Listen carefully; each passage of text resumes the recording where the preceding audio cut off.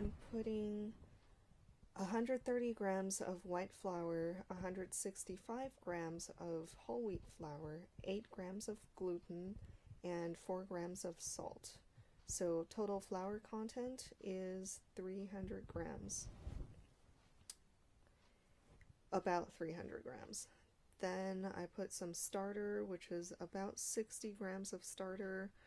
You can just use yeast. You can just put half a teaspoon of yeast if you have all day to do this, or a whole teaspoon of yeast if you only have like 3 hours to do it. And then water, I put 265 grams of water, but you only need about 235 grams. I have a very high hydration, about 88%. You'll only need 78%, which will make it just about as wet as this, because your climate there is a lot more humid. When you do the stretch and folds, like I'm doing here, I did about 30 to 40 times every 15 minutes, and after each time you see the dough gets smoother.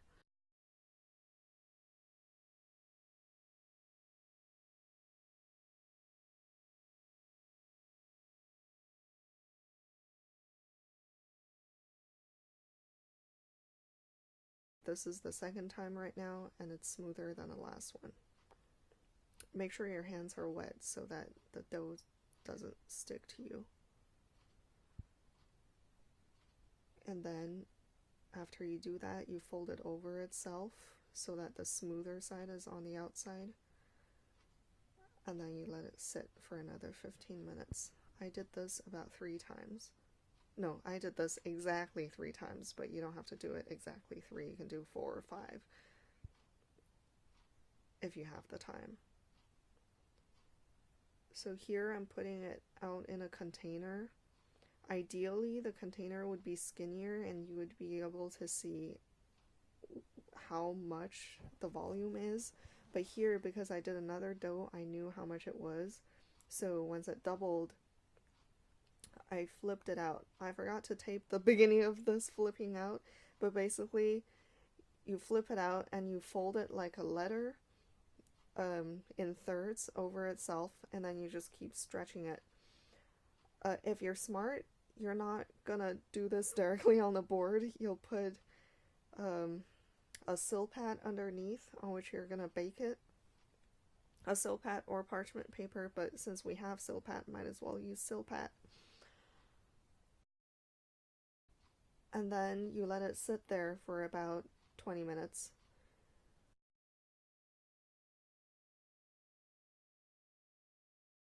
And here's the disaster. See how nervous I was? I couldn't get it off the board because it was too big and too thick. I mean, too thin and too big.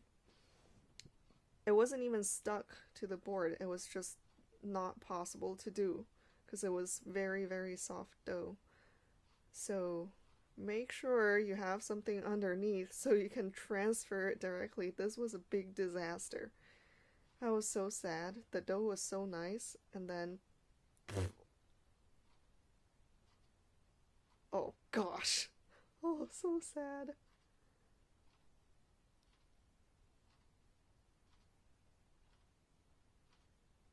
Oh, tried to save it, but couldn't. And the oven was very hot. Make sure you get the oven hot, hot, hot. And here I just put it on the very bottom of the oven, and it stays in there for 3 minutes. See, that time I was smart. That was the second one.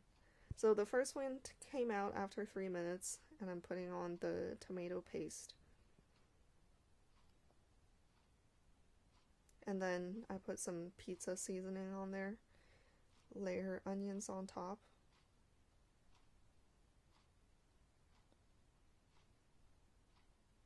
Dough love this one. And then spinach. Make sure you get the spinach as dry as you can. Otherwise it seeps into the dough and it's nasty. Soggy dough, not fun.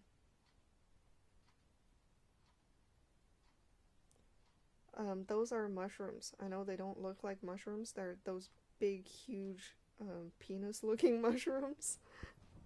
I sliced them. And that's feta cheese. Fat-free crumbled feta from Trader Joe's. More feta cheese. Yummy. I love feta and spinach. That's my favorite pizza flavoring. Or pizza topping. Those are sun-dried tomatoes I just soaked up and chopped.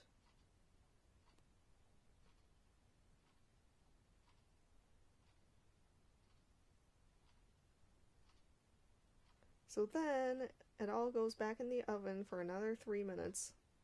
And then it's done! Woohoo! So total baking time is 6 minutes.